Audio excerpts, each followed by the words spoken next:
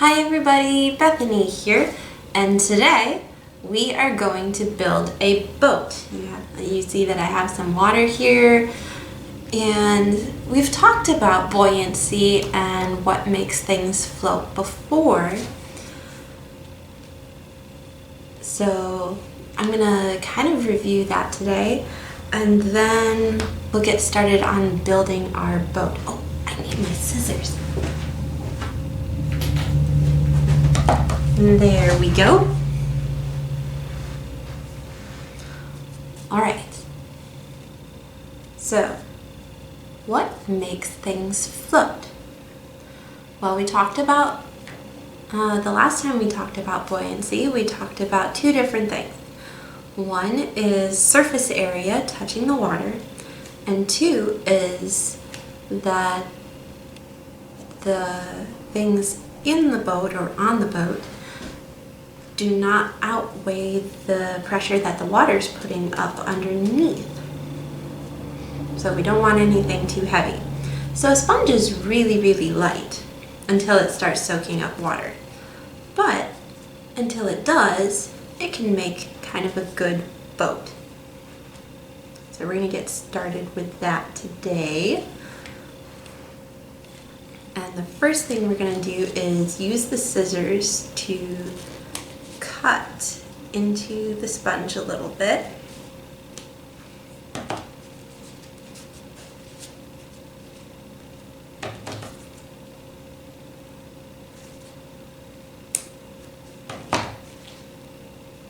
Almost.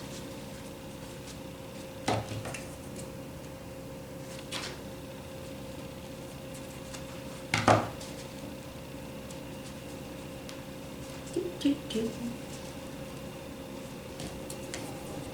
kind of see a hole. There we go. I think we might use the shorter straw. So this is going to be our sail. There we are. Now if you want, you can put some glue on the sail so it'll stay a little bit better. The reason I am not going to do that is that I may use this sponge again at some point. So sponges are easier to use if you don't put a glued straw onto them. All right, now I have some nice duct tape sheets here. I am going to cut out a square.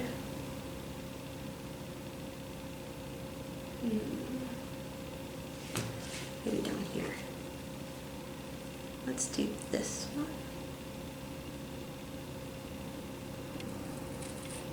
Actually, I think I'm going to cut out a rectangle because we're going to need to double this up because we don't want the sticky side showing.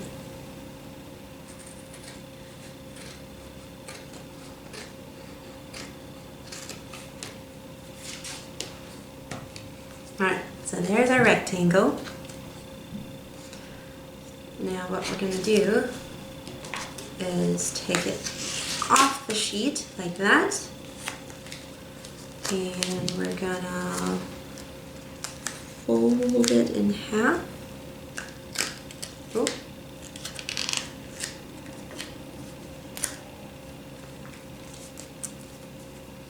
There we go. Duct tape is very sticky. I had a little trouble with that, but that's okay. Alright, so that's kind of what it's going to look like. But now that we have the duct tape in place, we need to make a hole for the straw. So I'm going to make a tiny snip there and there. Yeah, that should be big enough. And then I will make a tiny slit there and there. So basically what I did was I made X's over an area, and that should be big enough for the straw to fit through. So this one, I'm going to put on this way.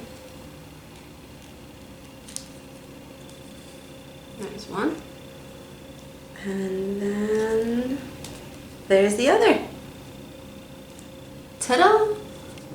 We have our boat. All right, time to see if it will float on the water.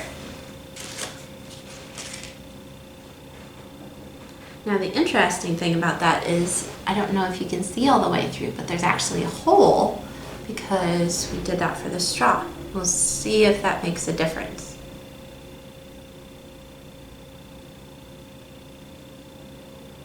Oh, it's floating. There it goes. So you'll notice that the sponge kind of soaked up the water really quick, and it kind of sank into the water a little bit, and I don't know if you can see, but it's still floating, whereas if it was on the bottom like this, you wouldn't really be able to move it. But yeah, it's kind of a wet way of sailing, but it's sailing nonetheless.